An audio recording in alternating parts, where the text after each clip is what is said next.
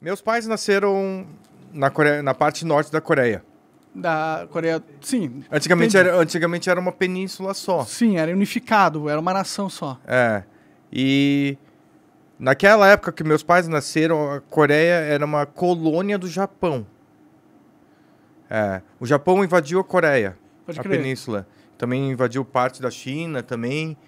E naquela época, os meus avós tinham que falar japonês, meus avós tinham que ter nomes japoneses, não poderiam tentar assimilar culturas coreanas e... Como que não pode assimilar a cultura coreana se você tá na Coreia do Sul? Então, tipo... Não, na Coreia. Na Coreia, desculpa. Na Coreia unificada. Como que você não pode ter tipo, você inventasse uma música coreana, tu era morto? O que acontecia? Você era oprimido, ou você ia preso, ou você virava escravo. Até que no Japão, a maior colônia de coreanos fora da Coreia é no Japão. Porque o Japão levou muita gente para ser escravo. Até que em 2005 eu namorei uma mina que ela... Isso antes de eu ser casado, né? Em 2005, os avós dela foram pro Japão e eram escravos lá. Entendi. No Japão? No Japão. Entendi. Então tinha escravos no Japão pra caramba, imagina. Caralho, a gente... A história do mundo é sempre trágica, né? É sempre... E isso foi em 1900 e alguma coisinha, não é? Sério? 1900? É. Caralho! Tinha escravo no Japão até recentemente, né? Porque ela era avó da mina. Aham. Que era escrava, no caso. Caralho, que bizarro.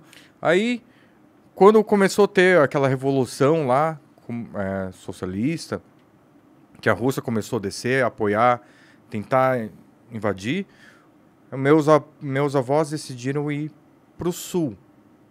Então foi antes da Coreia do Norte virar o que é hoje. Isso. Entendi. Mas aí, naquela época, eles perderam propriedade, casas, empresas, perderam familiares. Até um dos primos da minha mãe foi adotado pelo meu avô. E assim, meu avô fingiu que ele era filho dele para escapar junto com a minha mãe. Pode crer. Quem que estava impedindo das pessoas cruzarem a fronteira na época? Era o exército norte-coreano, no caso? Já tinha se formado um estado separado? Naquela época ainda não, mas assim, já tinha aquela tensão. Era aquela época assim, vai ter besteira e a gente tem que começar a fugir. Aí claro, o governo estava tentando tomar as casas das pessoas. Se você fosse contra, se você falasse mal, você ia lá conversar com uma pessoa que você não ia voltar mais. Entendi. É sinistro, né? Aparecendo o Brasil com o STF hoje em dia.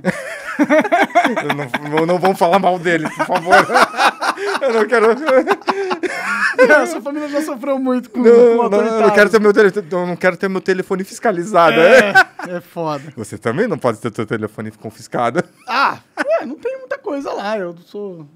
Sei lá, vai ver uns pornô meio esquisito que eu vejo de, sei lá... Meu Deus, duas velhas transando com um anão, tá ligado? Menos. Mas assim...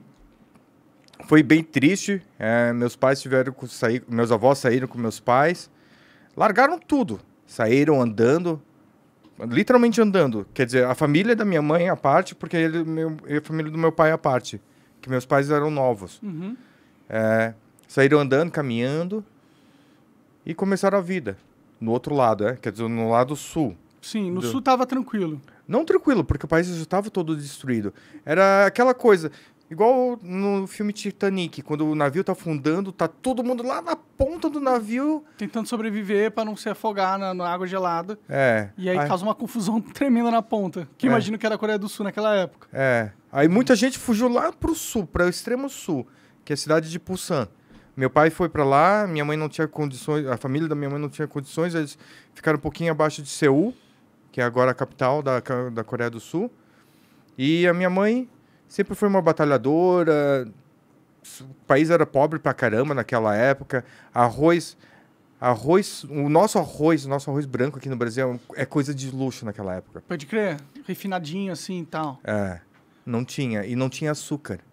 Então, açúcar também era coisa de rico. Caralho, pode crer. A economia toda fragilizada, é difícil de ter grandes produções de alimento, né? Aí o pessoal, a minha mãe sempre fala assim, quando você olha para o seu prato, pensa assim que eu passei perrengue, seu pai, seus avós também passaram perrengue. Meu pai foi para o sul, porque tinha condições. Aí depois meu pai foi para Seul, para estudar numa faculdade, Seul University. E ele teve uma chance muito legal, que o meu avô, do lado do meu pai, teve condições mais financeiras melhores. Ele pegou uma casa do lado da faculdade e ele tinha um americano que queria morar ali na região e meu avô falou assim, você pode morar na minha casa de graça, mas você ensina meu filho inglês. E meu pai aprendeu inglês com ele e ele foi enlistado para a guerra. Ele foi convocado para a Guerra do Vietnã. Meu pai foi para a Guerra do Vietnã, desceu em Hanoi e quando desceu do barco, o batalhão tudo lá, eles perguntaram assim, alguém fala inglês? Meu pai foi a única pessoa que levantou a mão. Pode crer. Aí deu sorte, eu acho que eu não ia estar vivo aqui. Meu pai foi o tradutor das... Estaria lá, né? Meu pai era o tradutor das tropas americanas com as tropas sul-coreanas. Ah, caralho, é uma pessoa importante então, hein? Pô, que foda. Até que o meu pai ele tem um túmulo lá na Coreia do Sul. A gente trouxe as cinzas dele pra cá, mas ele tem um túmulo lá quando a gente quiser mudar pra lá, de guerrilheiros da Guerra do Vietnã. Tipo, tem uma honraria por a sua família ter representado um papel importante na guerra. E ele tem uma pensão, tinha uma pensão de tipo um maço de cigarro por mês, alguma coisa assim. Caralho, as pensões lá não estão... É legal, um maço de cigarro, né? Mas, porra. Aí foi isso, assim. E por que sua família veio aqui pro Brasil? Porque quando meu pai voltou da Guerra do Vietnã, a Coreia ainda estava muito pobre, era na década de 70, e tava ainda começando a ter aquele engatinhamento que é o sucesso da Coreia. Uhum. Tinha uma tia do meu pai, que veio na primeira colonização dos coreanos no Brasil. Ela veio pro Brasil, ela falou, venha pro Brasil, o Brasil é bonito, tudo cresce, comida, o tempo é ótimo. Aí meu pai foi. E depois, essa tia do meu pai falou com a tia da minha mãe, que a minha mãe ela fazia bonecas para hotéis, bonequinha de souvenir para vender em hotéis. Ela pegou e falou assim, venha conhecer o Brasil, tem um candidato para você se casar, porque naquela época fazia troca de casamento arranjado. Sim, sim. Aí minha mãe veio e se casou com meu pai. A minha mãe tinha a possibilidade de ir para os Estados Unidos, mas ela decidiu se casar com meu pai. Por foto. Bom, antigamente era uma loucura como as pessoas se juntavam, velho. Na moral. Imagina assim, oi, eu sou Samuca, sou de São Paulo, quer casar comigo e eu mando uma foto. Era... Caralho, mas devia ser... ela queria muito sair de lá, né? Ela queria sair muito de lá. Porque ela não conhecia seu pai, né? Tipo, não. Eles podem até ter se apaixonado depois que se conheceram e tal, mas depois rolando esse tipo de... Parece uma negociação, né? Assim, é meio louco, né? Mas eu entendo que, porra, isso aí foi regra dentro da história, na maioria dos relacionamentos, na maioria das culturas, inclusive. Eram poucas as pessoas que casavam por amor mesmo, por quem encontrou e não sei o quê. Eu tenho um casal de amigos que é casado porque se encontrou no Tinder. Tudo bem, né? Que você se encontra no Tinder, mas você não se encontra e fala, vamos casar, tá ligado? Vai pra um outro país e tal. Tipo, foi corajoso e também meio louco como dá certo, né? Tipo, as pessoas têm um bom relacionamento, conseguem ter filhos, uma família estruturada, se conhecendo assim. Às vezes fica até parando pra pensar o que é realmente o amor. O amor é uma convivência, é um trabalho rotineiro e diário que você emprega a outra pessoa?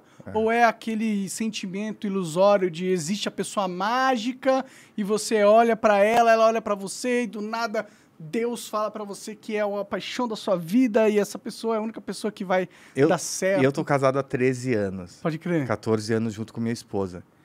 Eu penso assim, o amor é aquele amor que...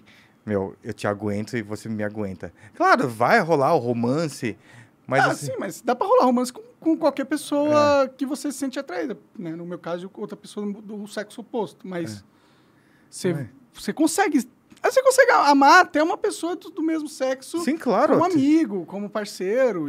E se você for gay... Liberdade. Liberdade. Aí eles que se casaram. Foi tão engraçado que na época que eles casaram não tinha Booking.com, não tinha iPhone, nada dessas coisas. Eles saíram de São Paulo, foram para Campos do Jordão, chegaram em Campos do Jordão, tava tudo lotado os hotéis. Campos do Jordão é turismo máximo lá, né? Não sei se era na época. Era na época. Aí eles pegaram e desceram lá para Santos, para Praia Grande, e aí fizeram lua de mel lá. Minha mãe e meu pai moraram ali no... Não é Cambuci, no Glicério, ali no centro. Pode crer. Sabe, ali perto da igreja... Mais ou menos. Perto da igreja Universal. Aquela área ali. Minha mãe sempre falou que aquela área sempre foi uma porcaria. Eu não conheço muito, pra ser sincero. Eu morei no Cambuci um tempinho. O Cambuci... Não, mas o primeiro Flow em São Paulo era no Cambuci. Que era o Cambuci. Era do lado do Cambuci, vai. Aí eles não gostavam de cidade grande. Aí meu pai e minha mãe trabalhando, sempre descendo a rua, representante, costurando roupa, papapá. Foram para Curitiba. Ficou muito frio. Lá é frio mesmo, às vezes. Frio pra caramba. Eu já peguei -2 lá, é frio pra cacete. Aí depois eles decidiram, meu pai ele era representante de peruca, porque naquela época usava peruca. Pode crer, hoje em dia a gente põe cabelo transplante. Que é uma evolução, né? Aí ele pegou, achou Itajaí e ele curtiu. Aí ele pensou assim, lembra a cidade de Pulsan. O tempo, o clima, e decidiu ficar lá. Pode crer. E de lá, eu e minha irmã nascemos lá. Fomos os primeiros descendentes de coreanos a nascer lá na região. Sério? Caralho. É que não tem muito. Entendi. Quantos anos você tem? 41. 41, você parece Soretal, jovem, parece jovem. Você parece jovem. Mas era tão engraçado porque eu era o único oriental da escola, eu e minhas duas irmãs. Então todo mundo sempre olhava pra gente diferente. Você come esse palitinho toda hora. Entendi. Sempre tem, né? Você acaba de assistir um corte do Monarch Talks. Agradeço demais, mas se você quiser ver o vídeo na íntegra e acompanhar ao vivo todas as transmissões, você tem que ir lá no rumble.com/monarch para não perder nada. Segue a gente lá.